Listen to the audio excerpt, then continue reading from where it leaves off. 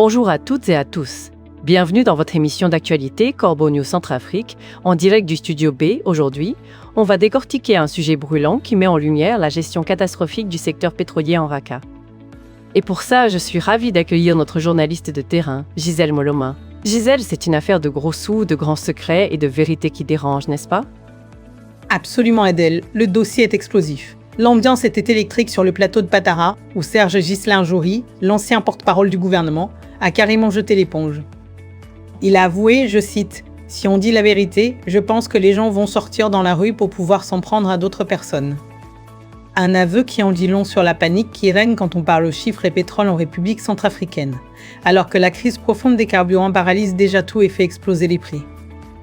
Un aveu, mais c'est une bombe, Gisèle. Quand on entend un ancien ministre dire que la vérité provoquerait des émeutes, on se dit qu'il y a anguille sous roche, et pas qu'un peu. Quelle est donc cette vérité si terrifiante? De quelle saignée budgétaire parle-t-on exactement? Justement, Adèle, le chercheur Paul Cressa-Beninga, invité pour le groupe de travail de la société civile, n'a pas fait dans la dentelle. Il a apporté des données comptables concrètes, loin des discours habituels.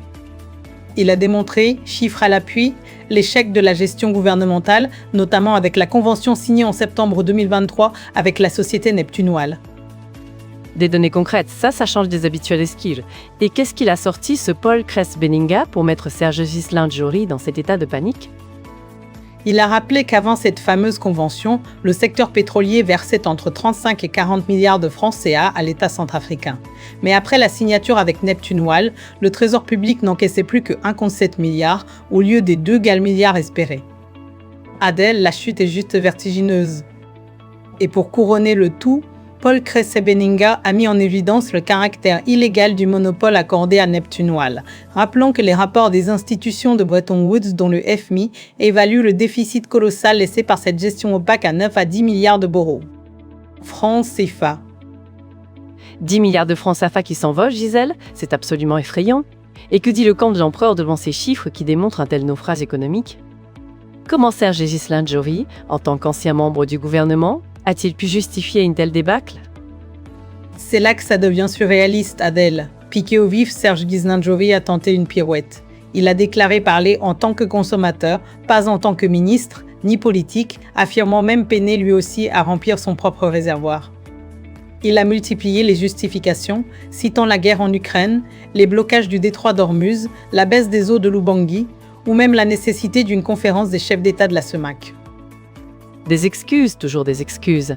Et les Centrafricains continuent de payer le prix fort. Mais il faisait partie de l'équipe, Gisèle. Il a bien une responsabilité comptable, non? Exactement. Le modérateur le lui a bien rappelé.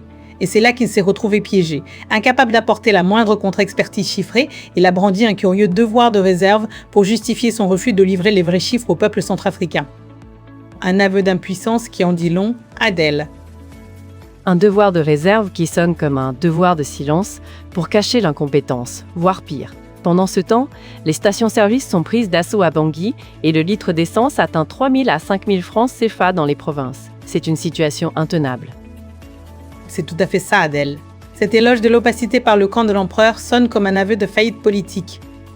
En affirmant préférer le silence de peur de provoquer une colère populaire irrépressible, Serge Ghislain Jory a involontairement donné raison à Paul Cressa-Beninga. Les réformes engagées depuis 2 ans n'ont profité qu'à des intérêts privés, laissant l'État et les consommateurs heures au bord de l'asphyxie.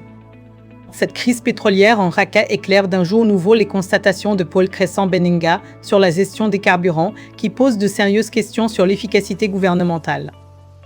L'efficacité gouvernementale, ou plutôt son absence patente, à en croire ce que tu nous rapportes, Gisèle. C'est une situation qui demande des réponses claires et non des silences complices. Merci Gisèle pour ces informations cruciales et ton analyse percutante. Merci à toi, Adèle. C'est un article de notre directeur de publication, Alain Zillo. Pour toutes vos réactions et commentaires, n'hésitez pas à nous écrire sur WhatsApp au +30 36 75 26 76 26 ou à nous appeler au +30 36 64 60 36 60 46 63 contre. À très vite.